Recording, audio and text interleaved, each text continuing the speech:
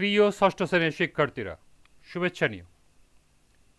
আজকে আমি তোমাদের ইতিহাস ও সামাজিক বিজ্ঞান বিষয়ের বার্ষিক পরীক্ষার সিলেবাসের অন্তর্ভুক্ত শেষ অধ্যায় ১৩ সমাজ ও সম্পদের কথা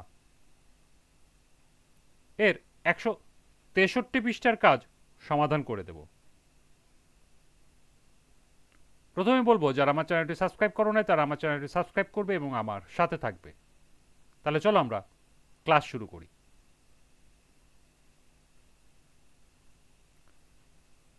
নির্দিষ্ট সময়ে সবাই ইটের ভাটায় পৌঁছে গেল। ইট ভাটা নিয়ে অনুসন্ধান করার জন্য ওরা আগে থেকেই এ বিষয়ে অনুসন্ধানের প্রশ্ন, অনুসন্ধানের পরিকল্পনা, তথ্য সংগ্রহের পরিকল্পনা, তথ্য সংগ্রহের জন্য সাক্ষাৎকার গ্রহণের প্রশ্নমালা ইত্যাদি তৈরি করে রেখেছিল।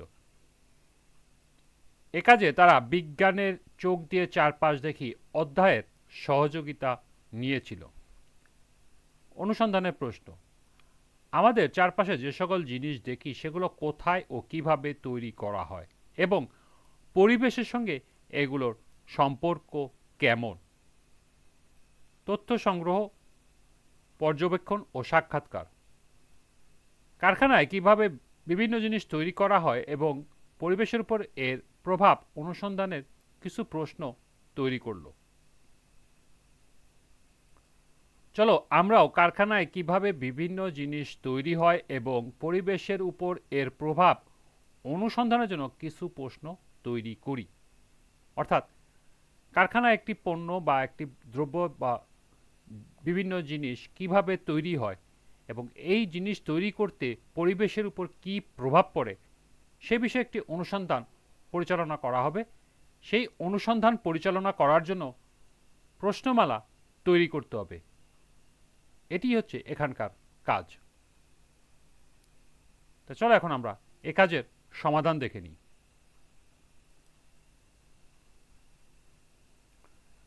এর সমাধান হবে, কারখানায় যেভাবে বিভিন্ন জিনিস তৈরি হয় এবং পরিবেশের উপর এর প্রভাব অনুসন্ধানের জন্য কিছু প্রশ্ন নিম্নে উপস্থাপন করা হলো। আমি এখানে ১৫টি প্রশ্ন উল্লেখ করেছি। তোমরা চেষ্টা করবে এই প্রশ্নগুলো লেখার, কারণ এই প্রশ্নটি ২০২৩ সালের ইতিহাস ও সামাজিক বিজ্ঞান বইতে এই প্রশ্নগুলো ছিল। ১. কারখানায় কিভাবে উৎপাদন হয়? ২. কারখানায় যে মানুষেরা কাজ করে তাদের পরিচয় বা কি কাজ করে তার বিবরণ। ৩. কারখানার জমি, ভবন, ছাউনি, যন্ত্রপাতি প্রভৃতির মালিক কে? ৪. মালিকের কাজ কি?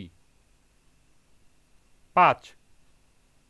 যারা কাজ করেন বা শ্রমিক তাদের সঙ্গে ভবন, ছাউনি বা যন্ত্রপাতির সম্পর্ক কি? ৬. মালিক কারখানা থেকে কি পান? ৭. শ্রমিক কারখানা থেকে কি পান? ৮. কারখানার সঙ্গে যে সকল মানুষ নানাভাবে যুক্ত তাদের পরস্পরের সম্পর্ক কি? ৯. কারখানায় উৎপাদন কাজে ব্যবহৃত কাঁচামাল ও জ্বালানি হিসাবে কি ব্যবহার করা হয়? ১০. কাঁচামাল ও জ্বালানি কোথা থেকে সংগ্রহ করা হয়? ১১. কাঁচামাল ও জ্বালানি ব্যবহার করে কারখানায় কি কি তৈরি বা উৎপাদিত হয়? ১২. উৎপাদিত সব দ্রব্যই কি মানুষের কাজে লাগে? ১৩. উৎপাদিত দ্রব্য ও পণ্য কোথায় যায়? ১৪. কারখানার সঙ্গে আশেপাশের মানুষ, পশু পাখি ও পরিবেশের সম্পর্ক কি ধরনের? সর্বশেষ ১৫. কারখানাটি কি আশেপাশের পরিবেশকে মানুষ ও পশু পাখির জন্য আরও বাসযোগ্য করে তুলছে না সমস্যা তৈরি করছে? এই ছিল ২০২৩ সালের ইতিহাস ও সামাজিক বিজ্ঞান বইয়ের দেওয়া ১৫টি অনুসন্ধানমূলক প্রশ্ন।